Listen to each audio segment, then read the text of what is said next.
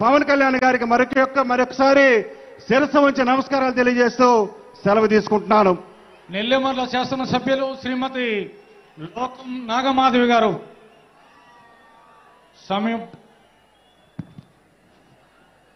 వేదికను అలంకరించిన మన అందరి గుండె చప్పుడు మన ప్రియతమ నాయకులు పవన్ కళ్యాణ్ గారికి ప్రత్యేక నమస్కారం.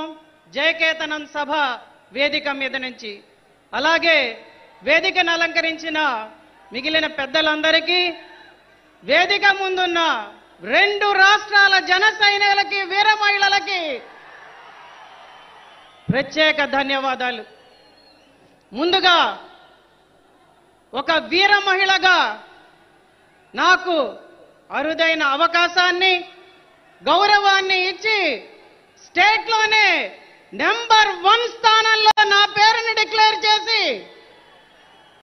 జనసేన వీర మహిళలంటేనే ఎంతో గౌరవాన్ని ఇస్తుందని ప్రూవ్ చేసి అఖండ మెజారిటీతో గెలిచేటట్టు వెన్నంటే ఉంటూ ఎన్నికల సమయంలో ఎంతో చేయూతనిచ్చిన మహానాయకుడు ఆయనకి మరొకసారి మీ అందరి తరఫున ధన్యవాదాలు తెలుపుకుంటున్నాను.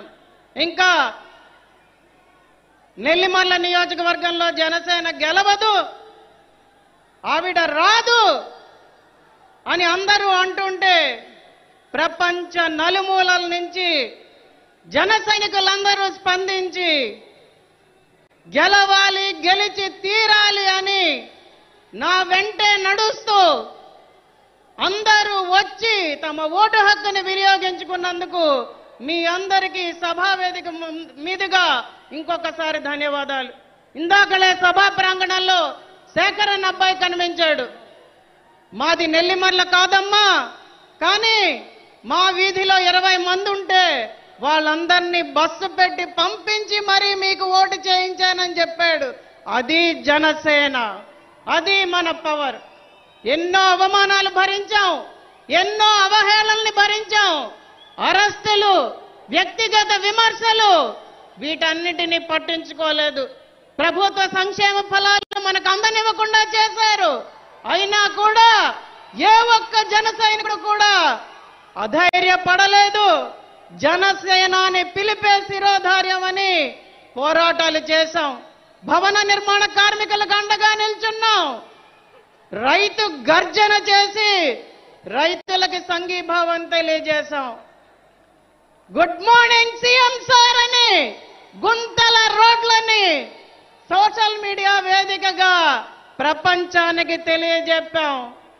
ఎన్నో కార్యక్రమాలు చేశాం, ఎన్నో పోరాటాలు చేశాం. ప్రజల కోసం నిలబడ్డాం.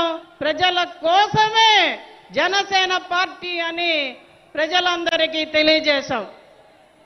ఈరోజు ఈ విజయం, ఈ సభ, ఈ వేదిక, ఈ జనసంద్రం, ఇదంతా కూడా మన కష్టం, మన జనసేనానిచ్చిన పిలుపు. ఒక్కసారి అందరం గుర్తు తెచ్చుకుందామా? Hello AP, hello AP.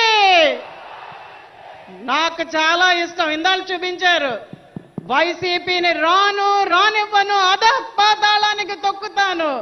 ఆయన మళ్ళీ ఈరోజు ఆ డైలాగ్ మనందరికీ వేదికగా చెప్పాలని జనసేనాని కోరుకుంటున్నాను.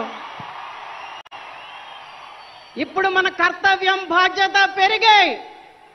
నవశక నిర్మాణానికి మనం కష్టపడి పనిచేయాలి. మనం పోరాటం ఆపడానికి వీల్లేదు. స్వర్ణాంధ్రప్రదేశ్ నిర్మాణానికి చేతులు కలిపి ముందుకు వెళ్ళాలి. ప్రతి ఒక్కరిని పార్టీలోకి ఆహ్వానించాలి.